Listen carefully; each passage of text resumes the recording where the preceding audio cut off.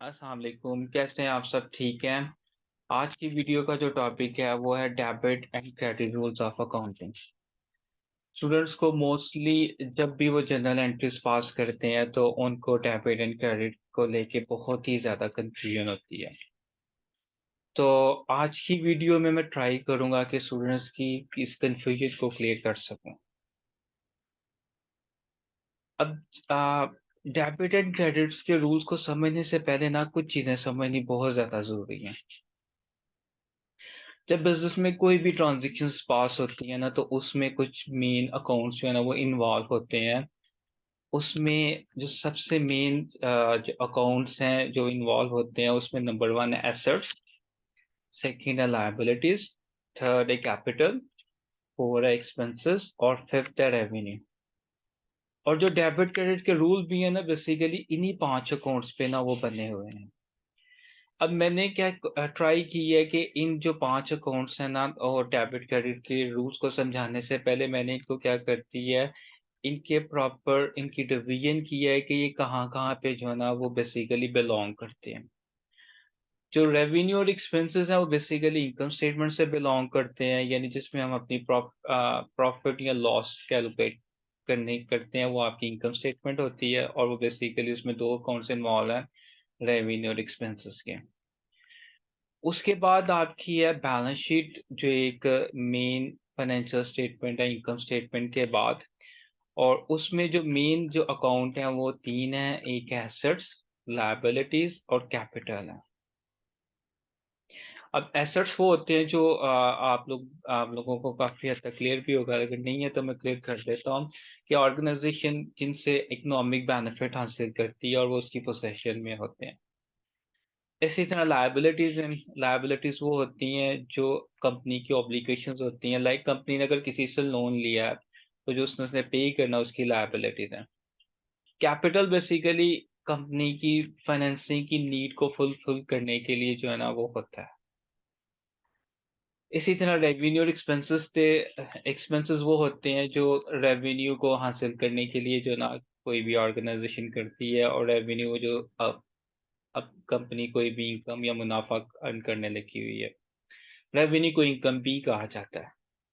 अब मैंने कोशिश की कि आपको इन पांचों अकाउंट्स के मतलब बता सकूं, और ये पांचों अकाउंट्स की डिवीजन की कि कौन सा इनकम स्टेटमेंट में यूज होता है और कौन सा बैलेंस शीट में यूज होता है। यानी जर्नल एंट्रीज करने से पहले हमें और डेबिट क्रेडिट के रूल से पहले हमें ये समझना जरूरी है। अब उसके बाद जो नेक्स्ट स्टेप मैं उसमें आपको क्लियर करता हूँ कि इनके डेबिट क्रेडिट के बेसिकली रूल्स क्या हैं। मोस्टली जब हम जनरल का फॉर्मेट बनाते हैं, वो मैंने भी बनाया भी हुआ है, मैं आपको आगे जाके दिखाता भी हूँ कि डेबिट जो होता है वो आपकी, हाँ, जो आपकी ऑर्गेनाइजेशन की जो है ना दो साइड्स होती हैं, राइट और लेफ्ट साइड। और डेबिट क्रेडिट दोनों जो है ना वो उन्हीं साइड से, एक लेफ्ट में आ रहा होता है और एक राइट में आ रहा होता है। अब इनको समझने से पहले कि डेबिट क्रेडिट को हमने इनके जो बेसिक्स के इन अकाउंट्स के जो पांच रूल्स हैं उसको समझ लेते हैं। सबसे पहले डेबिट जो होता है, यानी जब भी एसेट्स में इजाफा होगा वो डेबिट होंगे, एसेट्स में जब भी कमी होगी वो क्रेडिट होंगे। लायबिलिटीज में जब भी इजाफा होगा तो वो क्रेडिट होंगे, लायबिलिटीज में जब भी कमी होगी तो वो क्या होंगे, डेबिट होंगे। कैपिटल में जब भी इजाफा होगा तो वो क्रेडिट होगा, इसी तरह ही कैपिटल में जब भी कमी होगी तो वो क्या होगा, डेबिट होगा। इसके बाद एक्सपेंसेस में जब भी इजाफा होगा तो वो डेबिट होंगे, और एक्सपेंसेस में जब भी कमी होगी तो वो क्रेडिट होंगे। रेवेन्यू में जब भी इजाफा होगा तो वो क्रेडिट होंगे, और उसके बाद रेवेन्यू में जब भी कमी होगी तो वो डेबिट होंगे। यानी आपके एसेट्स, लायबिलिटीज, कैपिटल, रेवेन्यू और एक्सपेंसेस के जो इंक्रीज और डिक्रीज है वो आपको समझना बहुत ज्यादा जरूरी है, क्योंकि जब आप ये समझ लेंगे कि किसके इजाफे में डेबिट हो रहा है, किसके कमी में क्रेडिट हो रहा है, तो आपके लिए जर्नल एंट्रीज पास करनी इंतहाई आसान हो जाएगी। अब मैंने क्या किया, इसको और ज्यादा आसान करने की कोशिश की है। यानी अगर आप देखें तो एसेट्स और एक्सपेंस का रूल जो है ना वो सेम है, यानी एसेट्स और एक्सपेंस में जब भी इजाफा होगा तो वो डेबिट होंगे, एसेट और एक्सपेंस में जब भी कमी होगी तो वो क्या होंगे, क्रेडिट होंगे। यानी सिंपल रूल, यानी हमने अलग अलग करने की बजाय मैंने क्या किया, एसेट एंड एक्सपेंस को क्या कर दिया, इकट्ठा कर दिया। और इसी तरह मैंने लाइबिलिटीज, कैपिटल और रेवेन्यू को इकट्ठा कर दिया है कि जब भी इन तीनों में इजाफा होगा तो वो क्या होंगे, क्रेडिट और जब इन तीनों में कमी होगी तो वो क्या हो जाएंगे, डेबिट हो जाएंगे। यानी एसेट्स और एक्सपेंस का रूल सेम है, लायबिलिटीज, कैपिटल और रेवेन्यू का रूल क्या है, वो सेम है। अब इसको मजीद समझाने के लिए मैंने क्या किया है, इस अपनी वीडियो के अंदर दो ट्रांजेक्शन्स ले लिए हैं। यानी बिजनेस के अंदर कोई भी दो, आप कोई भी ट्रांजेक्शन यानी ले लें, तो बेसिकली अगर आप आई कम कर रहे हैं, बी कम कर रहे हैं, या कोई भी आप जो ना एम कम एम बी ए कर रहे हैं, तो उसमें कोई भी एंट्री होगी वो इन बेसिकली इन पांच छह रूल्स के ऊपर ही की गई होगी। जैसे फर्स्ट वन है, यहाँ पे मैंने जो एंट्री ली है जनरल जनरल के फॉर्मेट में करने के लिए, कि the clinic issued 4,000 shares of capital stock at 50 per share on October 1st।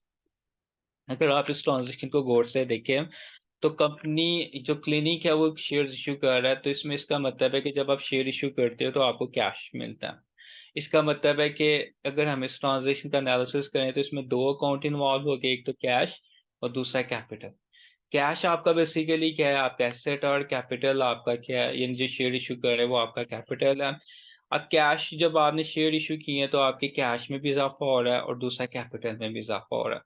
तो हम रूल्स पीछे पढ़ के आए हैं कि जब भी आपके एसेट में इजाफा होगा तो वो क्या होंगे, डेबिट होंगे, और जब आपके कैपिटल में इजाफा होगा तो क्रेडिट होंगे। तो उसी रूल को देखते हुए मैंने ये एंट्री पास की है, यानी कैश को मैंने डेबिट कर दिया है 2 लाख से, और क्रेडिट कैपिटल स्टॉक को मैंने क्रेडिट कर दिया है 2 लाख से।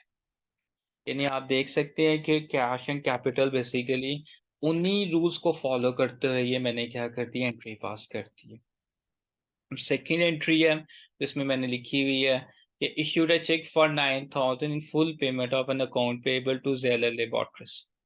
आपकी लायबिलिटी थी, यानी आपने किसी का उधार पे करना था, आप उसको क्या कर रहे हो, उसके पैसे वापस कर रहे हो। इसका मतलब है कि अगर मैं इसका एनालिसिस करूं तो इस एंट्री के अंदर आपके एक तो आ, आप चेक इशू कर रहे हो, यानी आपके क्या है, कैश में कमी होने लगी हुई है, कितने से, 9,000 से। और दूसरा आपके अकाउंट्स पेएबल में जो है ना वो कमी होने लगी हुई है, यानी आपकी लायबिलिटी में।